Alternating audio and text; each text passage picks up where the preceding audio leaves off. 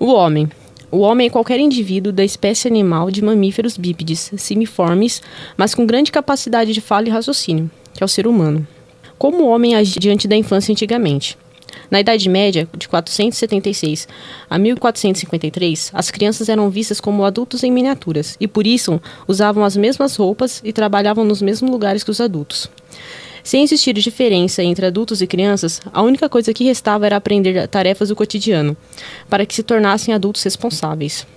Mas o que significa infância? Vem da palavra infante, que refere-se ao indivíduo que ainda não é capaz de falar, sem voz. Naquela época, as crianças não tinham voz, não tinham o direito de brincar, mas apenas responsabilidades de um adulto. Mas, no final do século XVII, começa a evolução dos sentimentos em relação à infância, a preocupação com a formação moral e sua construção como indivíduo. Então, a partir do século XVIII, as crianças começaram a ser reconhecidas em suas particularidades e necessidades, tendo então maior espaço no meio social.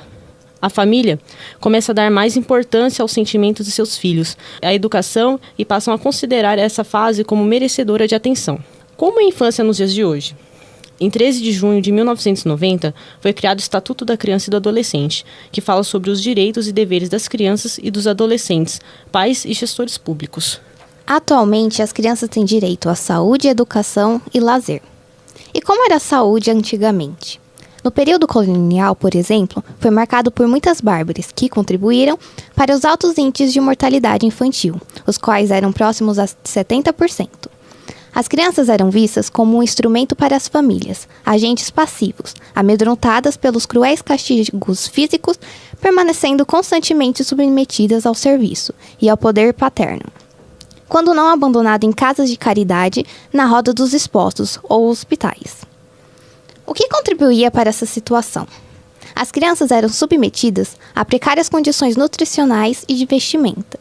Condições sanitárias e sociais colaboraram com o processo de adoecimento, pois muitas viviam em um único cômodo, sem arejamento ou sol, colaborando para o quadro crítico da mortalidade infantil. Ainda nesse período, as mulheres, no processo de trabalho de parto, eram assistidas por parteiras inexperientes, e em seguida suas crianças eram cuidadas por escravas, denominadas armacicas. Essas, por sua vez, devido às suas condições na sociedade da época, se alimentavam mal, apresentavam péssimas condições de higiene e seus lares eram desprovidos de saneamento básico. Todos esses fatores possibilitavam a transmissão de doenças e favoreciam o adoecimento das crianças. Mas, no século XVII, a criança começou a ocupar espaço no âmbito social, pois é nesse período que as famílias demonstraram sentimentos de carinho e amor ao infante. Com o decorrer do tempo, a proposta de uma política pública de saúde é resultado de processos históricos, lutas e reivindicações. Na década de 1920, as autoridades públicas e privadas demonstraram preocupação com o adoecimento infantil, deixando de ser apenas preocupação de entidades caritativas. O estímulo ao aleitamento materno teve como meta reduzir o adoecimento infantil, para que suas mães cumprissem com a jornada de trabalho proposta.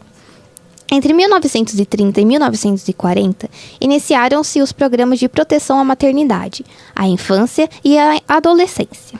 Na década de 1970, foi implantado o Programa Nacional de Saúde Materno-Infantil, apresentando como objetivo a redução da morbimortalidade entre crianças e mães. Iniciaram as ações com caráter preventivo. Com todo esse movimento, as crianças começaram a serem vistas de maneira mais humanizada, mas nem todas têm acesso a uma saúde de qualidade. Por isso, cabe ao terapeuta ocupacional observar e conhecer o ambiente em que a criança está inserida e orientar a população sobre as atividades de vida diária. Infância e trabalho. Na Idade Média, a infância terminava para a criança ao ser esta desmamada, o que acontecia por volta dos 6 e 7 anos de idade. A partir disso, ela passava a conviver definitivamente com os adultos. Acompanhava sempre o adulto do mesmo gênero e fazia o mesmo que eles. Trabalhava, frequentava ambientes noturnos e bares. Era costume mandar os filhos para a casa de amigos ou de um mestre em algum ofício, para aprenderem a ser adultos. Acreditavam que seus filhos precisavam aprender.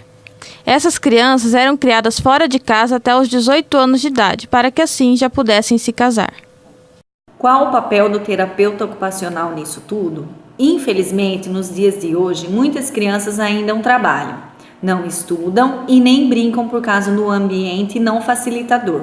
O terapeuta ocupacional, junto com uma equipe, podem realizar projetos, oficinas de brincar e palestras para os pais, orientando dentro daquela realidade o que pode ser feito, direcionando aos pais nas AVDs, contribuindo no estabelecimento de vínculo entre pais e filhos através das atividades em grupo.